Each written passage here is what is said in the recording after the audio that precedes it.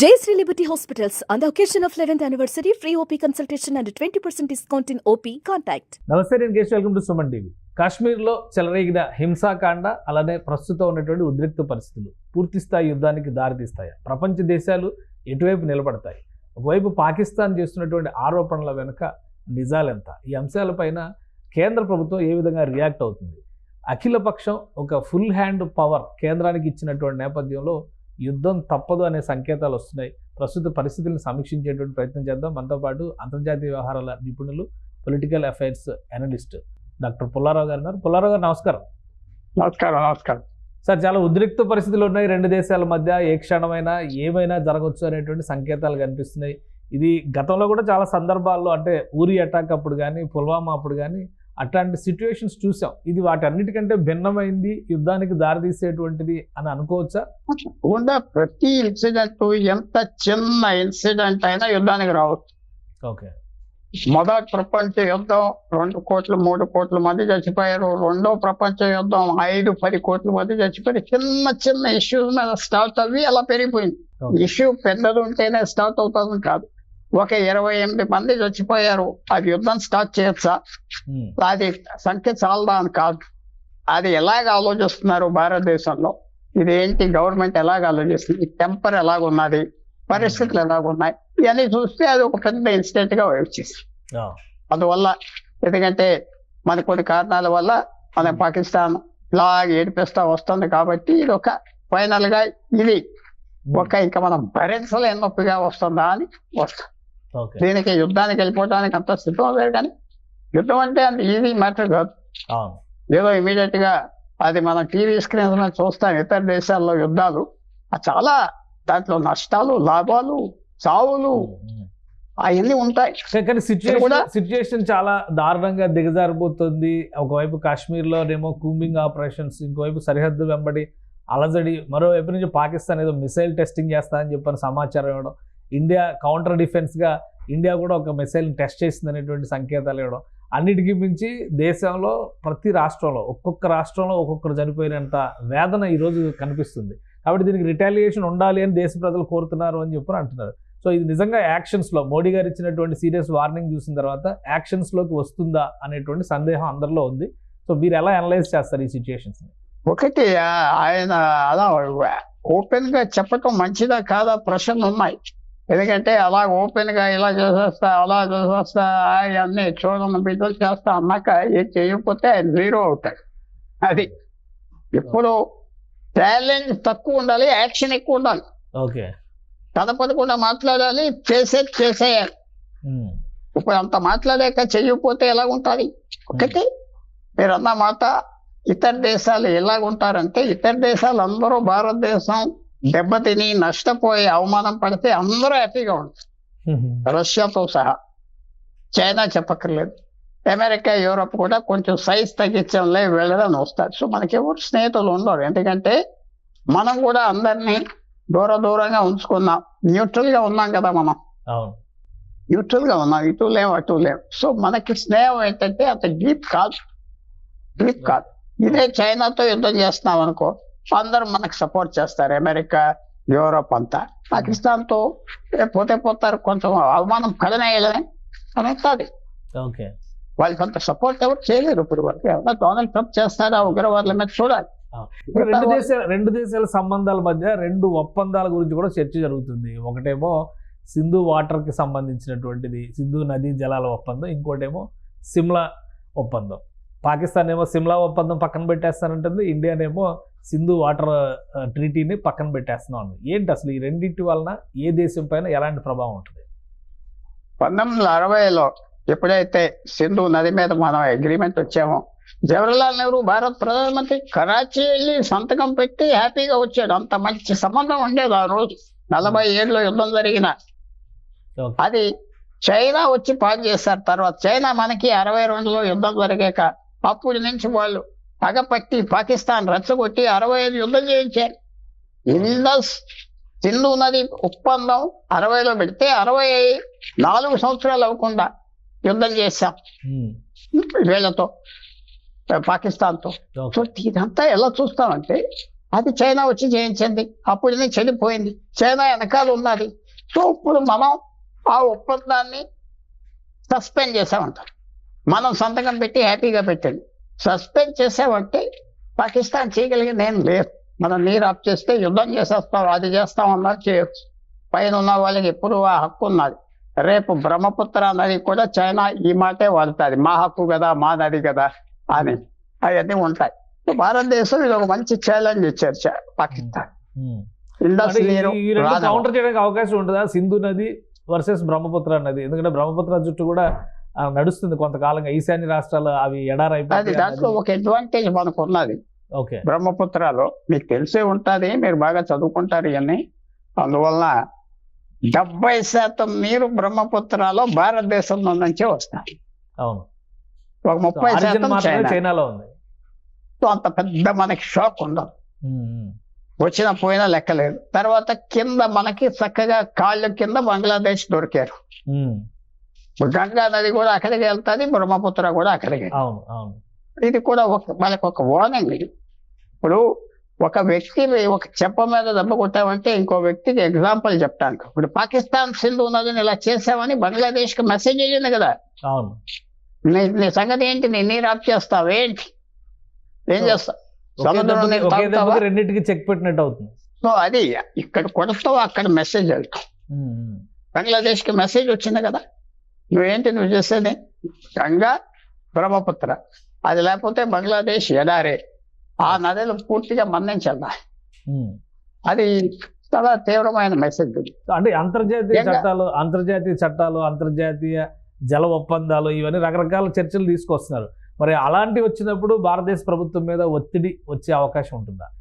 ఏముండదు, ఏమన్నా లెక్క పెట్టక్కర్లేదు. ఎందుకంటే తర్వాత మీరు సిమ్లా ఒప్పందం అన్నారు. సిమ్లా ఒప్పందం ఏమన్నారు, లైన్ ఆఫ్ కంట్రోల్ రికగ్నైజ్ చేయాలి. పాకిస్తాన్ చేయలేదు, నిజంగా పాటించలేదు. పాకిస్తాన్ అది పాటించలేదు. పాటించుంటే నీ కాశ్మీర్ మీది మాది మీది వదిలేద్దాం, ఈ టెర్రరిజం లేకపోదు. ఓకే, సిమ్లా అగ్రిమెంట్ పోయినా ఎవరికి లెక్కలేదు, అది కాగితమే, ఏమవుతుంది, ఏమీ ఉండదు. సో వాళ్ళే పెట్టారు కాబట్టి యుద్ధానికి ఇన్విటేషన్ వచ్చినట్టు భావించవచ్చు. అదే యుద్ధం ఎవరు ఆప్ చేయలేం. పాకిస్తాన్కి వెనకాల చైనా బలం ఉంటుంది. చైనా ఓపెన్ గా బలం చూపెట్టకపోయినా electronic warfare, computer warfare, cyber warfare ఎంత చైనా చేస్తుంది, డబ్బు ఇస్తుంది. వాళ్ళకి ఎలాంటి ఆర్మ్స్ ఇచ్చిందో అన్ని బయటకు వస్తాయి. ఎప్పుడైతే యుద్ధం స్టార్ట్ అవుతుందో పాకిస్తాన్ దగ్గర ఏమున్నదో మనకి ఇంకా తెలియదు, అవన్నీ బయటకు వస్తాయి. చైనా పూర్తిగా పాకిస్తాన్ రక్షించకపోతే చైనాకి ఒక పెద్ద దెబ్బ అయిపోతుంది. భారతదేశం మీద వాడేది పాకిస్తాన్ ని చైనా వాడు. ఏ యాక్షన్ చేసినా పాకిస్తాన్ చైనాని చూసి చేస్తుంది. అందువల్ల అది మనం జ్ఞాపకం పెట్టుకోవాలి. కానీ ఇప్పుడు ఆర్థిక పరిస్థితి రీత్యా చూస్తే కూడా పాకిస్తాన్ చాలా ఒడిదుడుకులో ఉంది. అంతర్గతంగా బలూచిస్తాన్ కానీ, పఖ్తూన్స్ కానీ, ఇవన్నీ రకరకాల ఏమీ లేదు, మీరు అనుకున్నట్టుగా ఏం లేదు. అక్కడ 2 రకాల జనం ఉంటారు. 50% మందికి అన్ని ఉన్నాయి, 50% మందికి ఏమీ లేవు. ఆ 50% మందికి ఏమి లేని వాళ్ళు అసలు మ్యాటర్ అవ్వరు. ఇక్కడలాగా మా ఓట్లు ఉన్నాయండి, ఓట్లు వేస్తామని తిరిగేవాడు ఎవరు లేడు. ఆ నియోజకవర్గాలన్నీ కొంతమంది గుర్తుగా వేయాలంటే వాళ్ళ భూముల మీద ఉన్నారు. మీరు విషయం మర్చిపోతున్నారు, స్వతంత్రం వచ్చాక జమీందారుల్ని, నవాబుల్ని, రాజాలని భారతదేశంలో తీశారు, అక్కడ తీయలేదు. కొంతమందికి 50,000 ఎకరం, 1,00,000 ఎకరం అలా ఉన్నాయి. ఇంకా వాళ్ళ భూమి మీద ఉన్నావంటే నీ ఓటు వాళ్ళే వేస్తారు. భుట్టో ఫ్యామిలీ ఉన్నది, వాళ్ళకి ఎంతో భూమి ఉన్నది, 4 ఎంపీలు ఉన్నారు, వాళ్ళే గెలుస్తారు. ఇంక ఓటు వేసేవాడు కూడా ఎవడో రాదు బయట. అలాగా పాకిస్తాన్ పరిస్థితి వేరు. వాళ్ళు ఏదో అయిపోయిందండి, యుద్ధం జరుగుతుందంటే వాళ్ళు చంపేస్తారు, మనుషులు ఎవరు అడగరు. వాళ్ళు అక్కడ ముస్లిం చంపేస్తున్నారు. బలూచిస్తాన్లో ఎవరు అడుగుతున్నారు, కాశ్మీర్లో ఎవరన్నా నోరెప్తే చంపేస్తారు. అందువల్ల వాళ్ళ పరిస్థితి వేరు, మన పరిస్థితి వేరు. మనకంతా మీడియా ఉన్నది, డిమాండ్ చేస్తారు, రోజు ఏమిస్తావు అంటారు మన దేశంలో. ఏమిస్తావు, నీకు ఓటు వేస్తాం, ఏమిస్తావు, నీకు ఓటు వేసావు, ఏమిస్తావు, అంతే కదా. ఇప్పుడు కూడా అదే కదా తగదా. మీ అంచనా ప్రకారం ఈ సిచ్యుయేషన్స్ అన్ని ఫుల్ ఫ్లెడ్జ్డ్ వారికి దారితీసే అవకాశాలు ఉన్నాయా, లేదా కార్గిల్ తరహాలో కాశ్మీర్లో మాత్రమే అలజడి రేగేటువంటి ఛాన్సెస్ ఉంటాయా? చెప్పదా. హైబ్రిడ్ వార్, హైబ్రిడ్ అంటే అన్ని రకాలు కలిపి నేవీ, ఎయిర్ ఫోర్స్, సైన్యం, సైబర్ వార్ఫేర్ ఉంటే హైబ్రిడ్ వార్ అవుతుంది. అవ్వకుండా ఉంటుందా? కొన్ని ఛాన్సెస్ ఉన్నాయి, అవ్వకుండా ఉంటాను. ఓకే, ఏ దేశం ఎవరైనా ఇంటర్వ్యూని అవి ఆప్ చేస్తారా? చేయరు. రైట్, అవుతుందని నేను అన్న కానీ అవదని కూడా నేను చెప్పను. రైట్, భారతదేశానికి ఇంత ఇది రెడీగా ఉన్న యుద్ధానికి అని చెప్పుకోవటం తప్పులేదు. కానీ నా అభిప్రాయం ఏంటంటే యుద్ధానికి వెళ్ళటం తప్పపోవచ్చు, కానీ అన్ని అరేంజ్మెంట్స్ చేసుకుని వెళ్ళాలి. మనం 3,000 మంది, రోజు 4,000 మంది ఆ ఊరు ప్యాల్గా వెళ్తున్నప్పుడు గవర్నమెంట్కి తెలియలేదన్నారు. చూసారా?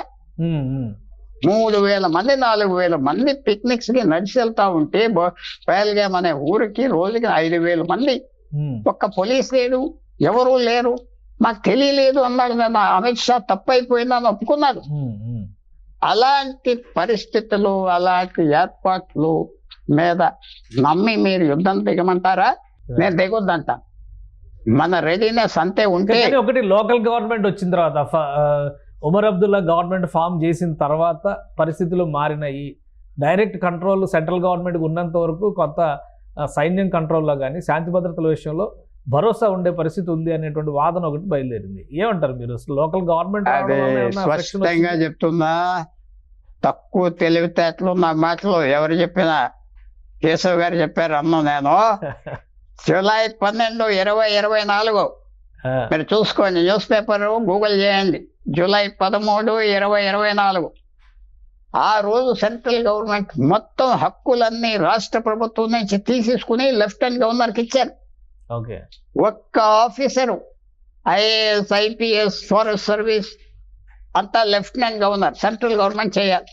సో ఇప్పటికీ అదే ఉంది. కాశ్మీర్ అడ్మినిస్ట్రేటివ్ సర్వీస్ అంటే అక్కడ డిప్యూటీ కలెక్టర్లు, ఆర్డీఓలు, తహసీల్దార్లు అంతా మళ్ళీ లెఫ్టినెంట్ గవర్నరే చేయాలి.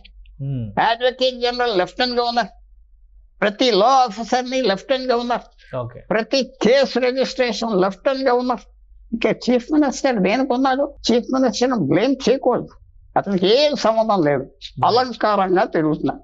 Panchayat Raj, rural water supply, drinking water supply అంతే.